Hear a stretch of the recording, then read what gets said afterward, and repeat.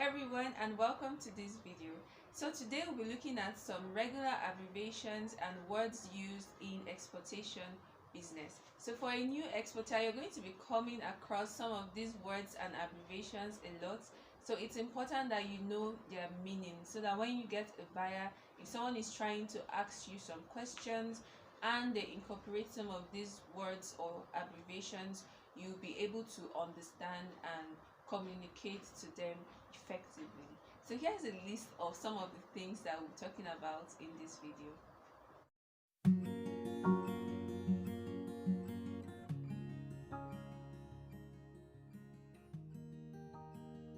So what is a kilogram? 1000 grams will give you 1 kilogram. So I'm going to be as illustrative as possible. The regular bag of rice is 50 kilogram. A lot of us knows what that looks like. So if someone is asking you to quote 500 kilograms, so you know that that person is asking you for the weight of 10 bags of rice, because 10 bags of rice will give you 500 kilograms. So let's look at the next measurement. So the next measurement is ton or metric ton. So these words are used interchangeably. 1000 kilogram will give you 1 ton or metric ton. So someone can actually ask you for 5 tons of rice, for instance, or the person could ask you for 5 metric tons of rice. They are both saying the same thing. So let's go back to our previous example. So let's say 50 kilograms will give you a bag of rice. So we need 20 bags of rice to give you a ton. That's 1000 kilogram will give you a ton. So if someone is asking you for 5 tons, so you know the person is asking you for 5 times 20 bags of rice, that's 100 bags of rice will give you 5 tons. So if someone says, can you please send me a quotation for 5 tons or 5 metric tons of rice, you know the person is actually talking about 100 bags of rice. I'm sorry I'm breaking it down so much. I'm just trying to make it easy for anybody to understand. Next abbreviation we're going to look at is FOB. FOB means free on board or freight on board. So FOB is a delivery term that is used when buyers expect you to take the product to the shipping port and ensure that those goods get in on board. Now let me give an example. Let's say you have a transaction on FOB terms. The buyer expects you to take those goods to the airport or the seaport. So the costs you're going to be dealing with is cost of transportation, moving those goods from where you are to the airport or the seaport, and then if you have to pay for customs, so any cost that it will take you to move those goods on board is borne by you and not the buyer. I hope you understand that.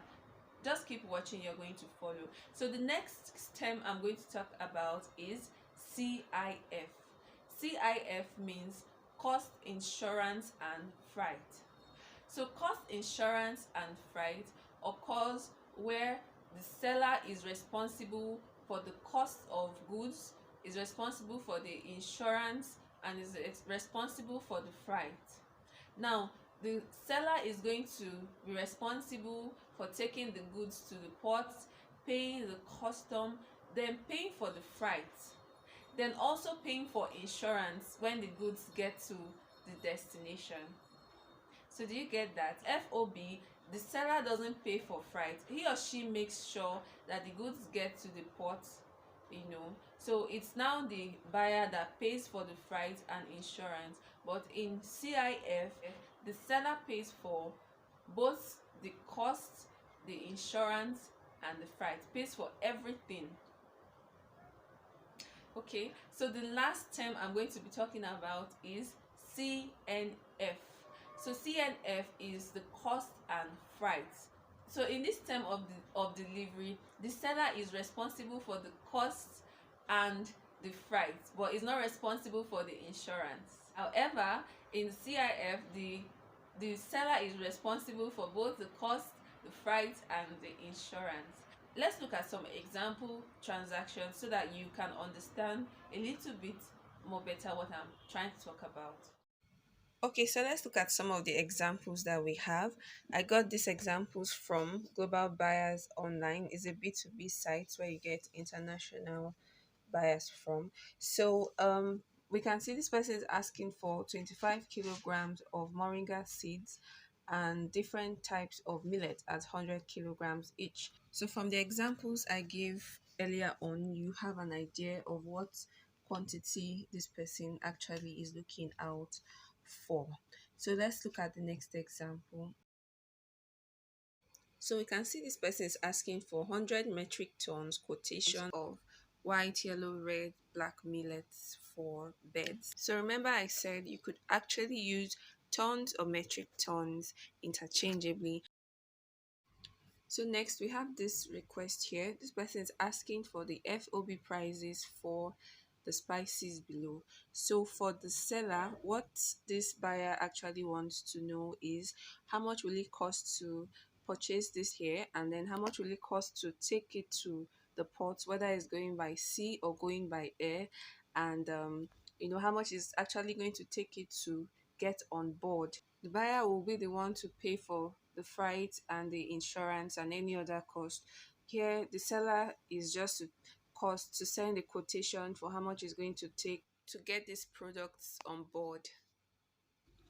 Alright, so let's look at another request. We have this person here asking for 50 metric tons per lot for CIF delivery terms, cost, insurance, and freight.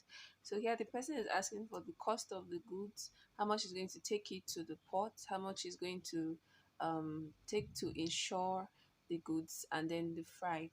So the seller here will be responsible for these three components: the cost, the insurance, and the freight. So when sending your quotation, you're going to have to incorporate all of this into your quotation. So let's look at the next example. So if we look at the shipping terms here, it's talking about CNF, which talks about cost and freight. So here the buyer wants to know what it will cost to take these items, to purchase these items, and then the freight also, how much it will cost to pay for the freight of this. But the buyer wouldn't want you to pay for the insurance. The buyer will cover the insurance cost. So that's it for this video. I hope you learned something. Please don't forget to give a thumbs up if you liked what I shared. If you have any questions, please put them in the comment section below. And if you're new to the channel, please tap the subscribe button to subscribe. Thank you all, and I'll see you in my next video. Bye.